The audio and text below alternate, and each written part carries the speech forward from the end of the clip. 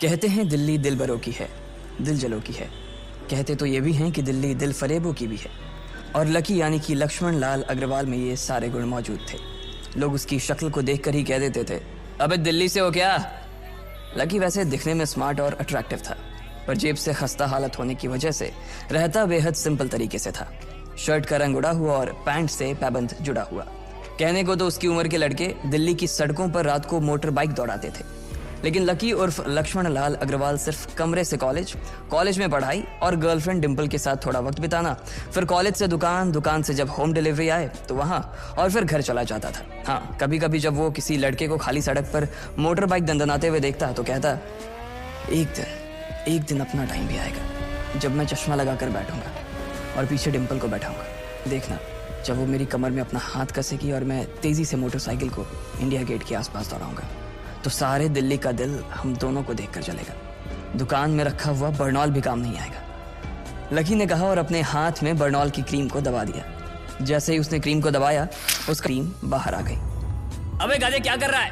वो कोई स्पंज की गेंद है क्या जो उसे दबा रहा है? दुकान के मालिक ने उससे फटकारते हुए कहा और उसके सर पर एक चपत लगा दी। Sorry sir. लकी ने अपना सिर बचाते हुए कहा। वो करोल बाग में स्थित एक छोटी सी मेडिकल स्टोर पर काम करता था। उसकी दुकान का नाम था चमन मेडिकल स्टोर और उसके ओनर का नाम था चमन लाल। लकी पिछले 5 साल से इन्हीं की दुकान पर काम कर रहा था। यहाँ इस छोटी सी शॉप पर काम करना उसकी मजबूरी थी। लाइफ में कंगाली की वजह से उसे कॉलेज में पढ़ाई पूरी करने के लिए पार्ट टाइम जॉब करना था। उसने कई अच्छी जगह अच्छी तनख्वाह की नौकरी ढूंढी पर नहीं मिली और वो इस मेडिकल स्टोर पर ही अटक गया। गधे, अब इसके पैसे क्या तेरा बाप भरेगा? कटेगा। इसका पैसा भी तेरी तनख्वाह से कटेगा और एमआरपी से डबल रेट में कटेगा। चमन ने अपने दांतों को किचमिचाते हुए कहा। गुस्से की वजह से उसकी नाक फूल गई थी और लकी की सांसें। उसने घबराते हुए ओनर से पूछा, एमआरपी से डबल क्यों सर जी? ताकि अगली बार से ऐसी कोई हरकत करने से पहले तू डबल बार सोचे, चमन ने कहा और उसके हाथ से ट्यूब छीन ली। उसका जी तो चाह रहा था कि वो लकी की खोपड़ी पर एक और बार अपना हाथ साफ कर ले, लेकिन उससे पहले ही दुकान का फोन बजने लगा। फोन की घंटी बजते ही लकी को वहां से निकलने का मौका मिल गया और वो भागते हुए फोन उठाने के लिए चला गया। हेलो जी, करोल बाग के बेस्ट मेडिकल चमन मेडिकल स्टोर से बोल रहा हूँ, बताइए क्या काम था? ये लकी की पेटेंट लाइन थी। चाहे कहीं से भी फोन आए, लेकिन उसे फोन पर बस यही बोलना था। जैसे ही इधर लकी ने अपनी बात कही, उधर से जवाब आया, मैं ब्लूमिंग नाइट होटल के कमरा नंबर 303 से बात कर रहा हूँ। एक छोटा सा ऑर्डर है, नोट करो और जल्दी से होटल पर डिलीवर करवा दो। वो एक लड़के की आवाज थी। उसकी आवाज में काफी भारीपन और एक अजीब सी जल्दबाजी थी। जैसे ही लकी ने वो आवाज सुनी, पता नहीं क्यों उसे वो आवाज जानी पहचानी सी लगी। जी सर, बताइए आपका क्या ऑर्डर है? हाँ तो लिखो, हार्ट प्ले के 2 पैकेट और 1 पैकेट टिश्यू। लकी जो कि अपना पेन लेकर खड़ा था, हार्ट प्ले का नाम सुनते ही झिझक गया। असल में हार्ट प्ले नाम का एक कंडोम आता था और इसलिए उसका नाम सुनते ही लकी शर्मा गया था। इतने साल से भी मेडिकल की स्टोर पर काम करने के बाद उसे इन चीजों का नाम सुनने में शर्म आती थी। हेलो भाई, लिखा कि नहीं लिखा? उस आदमी ने फिर से लकी से पूछा। जी सर, लिख लिया सर, लिख लिया। लकी ने खिसिया कर हंसते हुए कहा। लिख लिया तो फिर लेकर निकल, उस लड़के ने कहा। उसकी आवाज सुनकर ना जाने ऐसा क्यों लग रहा था कि वो बहुत बड़ा आदमी था। जी सर, मैं सर, लेकिन सर बाहर तो बारिश हो रही है, लकी ने कहा। उसने देखा कि बाहर बहुत तेज बारिश हो रही थी। उनकी दुकान के सामने पानी भर गया था और तेज हवाओं की वजह से चमन मेडिकल स्टोर का बोर्ड भी गिर गया था। लकी को लग रहा था कि वो इतनी तेज बारिश में अभी एकदम से तो नहीं निकल पाएगा, तो उसने उस लड़के को समझाते हुए कहा, सर मैं ऑर्डर तो ले आऊंगा पर थोड़ा टाइम लग जाएगा, बारिश थोड़ी थम जाए। अब इससे पहले कि वो कुछ आगे बोल पाता, फोन पर लड़का बोल पड़ा। तुम्हारे मालिक को पता है कि तुम मल्होत्रा जी के लड़के को मना कर रहे हो? हाँ पता है, बारिश हो रही है, इसलिए सारा सामान अच्छे से थैली में पैक करके लाना और लेट नहीं होना चाहिए, समझे? उस लड़के ने कहा और इससे पहले कि लकी आगे कुछ कह पाता, उसने फोन काट दिया। उधर से लकी के दुकान का ओनर उसे घूर कर देखा जा रहा था। लकी के हाथ में पेन और पेपर देखकर ही वो समझ गया था कि उसके पास कोई ऑर्डर आया था। आज वैसे भी इतनी बरसात होने की वजह से सुबह से इक्का दुक्का ग्राहक ही दुकान पर आए थे। ऐसे में उसकी दुकान का मालिक एक भी ऑर्डर को छोड़ना नहीं चाहता था। वो लकी को देख रहा था और लकी बारिश की ओर देख रहा था। बारिश का बहाना नहीं चलेगा, जाना पड़ेगा, चमन लाल ने कहा। मैं बहाना नहीं कर रहा सर, थोड़ी बारिश धीमी हो जाए तो मैं चला जाऊंगा। अभी आप खुद ही देखिए कितनी तेज बारिश है। वो पता नहीं कोई मिस्टर मल्होत्रा का कोई बेटा कुछ ज्यादा ही जल्दी में था, मैं साइकिल से तो पहुंच नहीं पाऊंगा इतनी जल्दी। लकी ने उनकी ओर देखते हुए कहा। क्या कहा? मिस्टर मल्होत्रा जी का बेटा? तू मेरी दुकान बंद करवाएगा क्या? अभी क्या भी निकल उनका ऑर्डर लेके। वो हमारे बहुत पुराने कस्टमर है, चमन ने कहा। पर लकी ने कहा ही था कि चमन बोला, पर कुछ नहीं, तू मेरी मोटरसाइकिल ले जा। उसने गुस्से में कहा, अरे सर जी, 200 के ऑर्डर में मुश्किल से 40 रुपए बचेंगे। इससे 3 गुने का तो पेट्रोल ही लग जाएगा, और अगर गाड़ी रास्ते में बंद हो गई तो अलग से खर्चा, लकी ने समझाते हुए कहा। वो जानता था कि उसका मालिक इन सब बातों पर ध्यान नहीं देने वाला। चमन लाल बोला, कोई बात नहीं, तू जा, चाहे जो हो जाए, ग्राहक नाराज नहीं होना चाहिए, और वैसे भी वो मल्होत्रा जी का बेटा है। चमन लाल ने मोटरसाइकिल की चाबी लकी की ओर उछालते हुए कहा। लकी ने चाबी ली। उसे देखकर उसके अंदर मिक्स फीलिंग आ गई। एक तो वो बहुत खुश हुआ कि बड़े दिनों बाद बाइक चलाने को मिलेगी, पर वहीं दूसरी तरफ दुखी इसलिए हुआ कि बाइक मिली भी तो ऐसी तेज बारिश में, अगर खराब हो गई तो इसकी चपत भी उसके सिर पर ही पड़ेगी। वो मुंह लटकाकर रेनकोट और हेलमेट पहनते हुए वहां से निकल गया। बाहर आकर बाइक को देखा तो लकी ने मन में सोचा, चलो ठीक है, जो होगा देखा जाएगा, कम से कम बाइक तो चलाने को मिल रही है। दरअसल लकी इतने साल काम करने के बाद भी अपने लिए एक मोटरसाइकिल नहीं ले पाया था। लकी की तनख्वाह ही इतनी भर थी कि सिर्फ उसके कमरे का किराया, उसकी साइकिल में डालने वाली हवा का खर्च, बिजली पानी का बिल और डिम्पल के साथ महीने में 1-2 बार बाहर खाने का खर्चा ही निकल पाता था।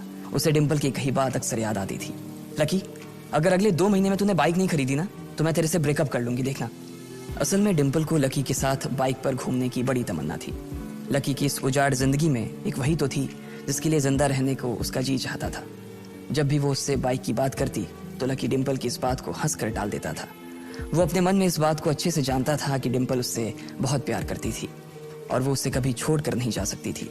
वो दोनों एक दूसरे में ऐसे घुले मिले थे जैसे बादल बरसात में घुल जाती है। लकी को डिम्पल बहुत पसंद थी और वो उसके लिए दुनिया जहां की खुशियां खरीद कर ला देना चाहता था। वो चाहता था कि एक दिन वो डिम्पल को प्लेन में बैठाए, लेकिन उसके ये सब ख्वाब इस कम तनख्वाह की नौकरी की वजह से कभी पूरे नहीं होने वाले थे। पर आज उसके पास एक मौका था। वो डिम्पल को अपने साथ इस बारिश में राजपथ घुमाना चाहता था। वो उसे दिल्ली दिखाना चाहता था। चमन लाल को देने के लिए उसने पहले से ही बहाना सोच रखा था। बस जल्दी से वो ये डिलीवरी देकर सीधे डिम्पल के पास ही जाने वाला था। उसने होटल ब्लूमिंग नाइट के बाहर मोटर बाइक पार्क की और सीधे होटल के अंदर चला गया। लकी ने रिसेप्शन पर पहुंचकर नमस्ते करते हुए रिसेप्शनिस्ट को बोला, जी मैं चमन मेडिकल स्टोर से आया हूँ, रूम नंबर 303 का ऑर्डर था सर। रिसेप्शन पर खड़ा आदमी उसके हाथ में काली थैली को देखकर समझ गया था कि उसमें क्या था और वो मंद ही मंद मुस्कुराते हुए बोला, 3rd फ्लोर पर है, लिफ्ट से चले जाओ, रेनकोट ही उतार देना। जैसा उस आदमी ने कहा, लकी ने ठीक वैसा ही किया और लिफ्ट में चढ़ने के कुछ ही देर बाद वो 3रे माले पर पहुंच गया था। वो रूम नंबर 303 के बाहर पहुंचा और उसने डोरबेल बजाई। जैसे ही दरवाजा खुला, लकी ने थैली आगे बढ़ाते हुए कहा, नमस्ते, मैं चमन मेडिकल स्टोर से लकी, ये आपका। इससे पहले कि लकी आगे कुछ कह पाता, उसकी आंखें फटी की फटी रह गई थी। उसने अपने सामने जो देखा, उसके बाद उसे ऐसा लगा कि बंद छत के नीचे भी उसके ऊपर आसमान से आकर एक जोरदार बिजली गिर गई थी। उसके सामने एक लड़की खड़ी थी। वो लड़की और कोई नहीं बल्कि उसकी गर्लफ्रेंड डिम्पल ही थी। उसने एक पर्पल कलर का नाइट गाउन पहन रखा था। उसके काले घने बाल गीले थे और उसने उन्हें अपने कंधे पर फैला रखा था। उसकी खुशबू से ही ये चीज साफ पता चल रही थी कि वो अभी अभी नहा कर आई थी। डिम्पल, तुम यहाँ क्या कर रही हो? लकी को अपनी आंखों पर विश्वास ही नहीं हो रहा था। उसने 2 बार अपनी पलकें झपका कर देखा, लेकिन दोनों बार ही उसे अपने सामने डिम्पल ही नजर आई। तुम यहाँ क्या मेरा पीछा करते हुए आए हो लकी? डिम्पल ने उल्टा उसी के ऊपर पलटवार करते हुए कहा। लकी को देखकर उसके दिल की धड़कन भी तेज हो गई थी। उसे उम्मीद नहीं थी कि लकी यहाँ आ जाएगा। उसने ना तो सुबह से उसे फोन किया था और ना ही उसके मैसेज का कोई जवाब दिया था। वो अपने मन में सोचकर बैठी थी कि वो अगले दिन खुद ही उससे मिलकर बोल देगी कि उसकी तबीयत खराब थी। डिम्पल बेबी, क्या हो गया? किससे बात कर रही हो?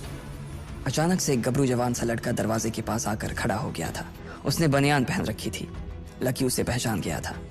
साले राहुल के बच्चे, तेरी हिम्मत कैसे हुई मेरी डिम्पल को हाथ लगाने की?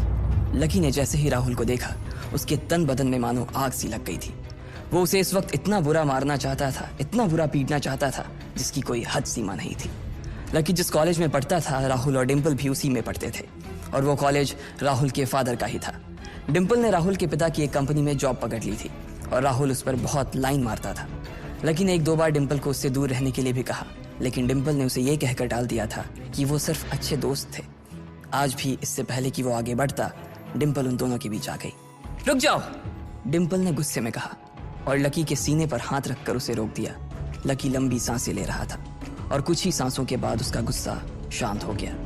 अब डिम्पल के पास भी छुपाने के लिए कुछ नहीं था, इसलिए उसने लकी से कहा, लकी, आज से तुम्हारा और मेरा ब्रेकअप। ब्रेकअप? लकी के पैरों के नीचे से जमीन खिसक गई थी। उसकी आंखें नम हो गई। लकी को उसकी बातों पर विश्वास नहीं हो रहा था।